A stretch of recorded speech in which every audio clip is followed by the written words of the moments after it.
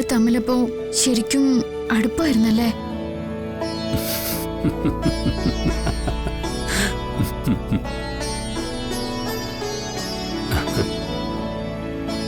എന്താ കഷ്ടമുണ്ടോ? എന്റെ ഭാര്യ കുറച്ച് മോഡേൺ ആയിട്ട് ചിന്തിക്കുന്ന ആളാണെന്നും ഈ സാധാരണ പെണ്ണുങ്ങളെ കൂട്ട് കുട്ടിക്കുശുമ്പൊന്നും ഈ വഴിക്ക് പോയില്ല എന്ന് ഞാൻ വിചാരിച്ചു. താൻ എന്നെ തോൽപ്പിച്ച് കളഞ്ഞല്ലോ. എടോ, ഉത്തര എല്ലാരോടും ഇങ്ങനെയാ. ഈ ചിലരോടൊക്കെ പെരുമാറുന്ന കണ്ടാലേ ഏറ്റവും സ്നേഹമുള്ള ആളോട് വഴക്കിടുന്ന പോലെയാ തോന്നുക. ഞങ്ങളുടെ ഇവിടെ പാടത്തൊരു മാധവൻ ചേട്ടൻ ഉണ്ടായിരുന്നു. ആ മനുഷ്യനെ ഉത്തര ശാസിക്കും, അയാളോട് ബഹളം വയ്ക്കും. കുറെ ആളുകൾ കരുതിയിരുന്നതേ അത് മാധവൻ ചേട്ടന്റെ മകളാണെന്ന്.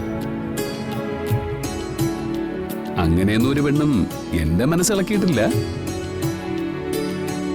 ഈ പെണ്ണൊഴിച്ച്. ഞാനങ്ങനെ സംശയിച്ചു ചോദിച്ചൊന്നല്ല, മനസ്സിലിരിപ്പ് പറയിച്ചതല്ലേ. എനിക്ക് മനസ്സിലായി. വേറൊന്നും ഉദ്ദേശല്ല. ഹരിയുടെ അടുത്ത് വേറൊരാള് സ്വാതന്ത്ര്യം എടുക്കുന്നത് കണ്ടപ്പോ.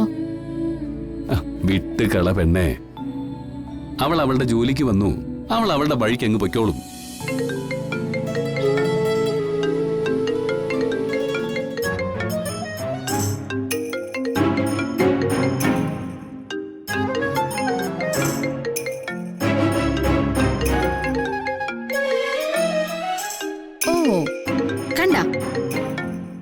അവളുടെ വഴിക്ക് പോകുന്നല്ല, ദാ വന്നു.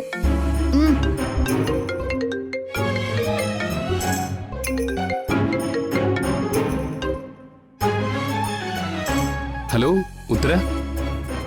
ഹരി, ഉറക്കായി പോയോ? ഇല്ല, പറഞ്ഞോളൂ. എനിക്ക് നാളെ രാവിലെ ഹരി ഒന്ന് കാണണമല്ലോ. നാളെ രാവിലെ? ആ, നാളെ രാവിലെ ഞാനും നിത്യമൊക്കെ പാടത്തുണ്ടാവും. അല്ല, തനിക്ക് അങ്ങോട്ട് വരാൻ ബുദ്ധിമുട്ടുണ്ടോ? ഒരു ബുദ്ധിമുട്ടുമില്ല, ഞാൻ വന്നോളാം. എങ്കിലും ഓക്കെ. തന്റെ ആഹാരമൊക്കെ കഴിഞ്ഞോ? എവിടുന്ന മാഷെ, ഞാനിങ്ങനെ ഓരോ സ്ഥലത്തുനിന്നും തെണ്ടി തിന്നാൻ തുടങ്ങിയിട്ടേ ഉള്ളൂ. കുറച്ചുകൂടെ കഴിഞ്ഞിട്ട് ഫിനിഷ് ചെയ്ത് വീട്ടിൽ കയറണം. അപ്പൊ ഓക്കെ, നാളെ കാണാം.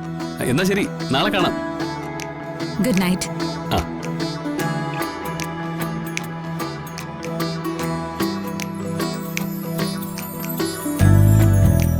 ഈ നാളെ രാവിലെ ഉത്തരയ്ക്ക് നമ്മളെ ഒന്ന് കാണണമെന്ന്.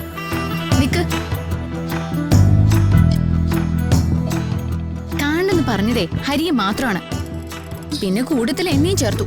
അതല്ലേ സത്യം? എന്താ മോനെ മറുപടി പറയാത്തത്?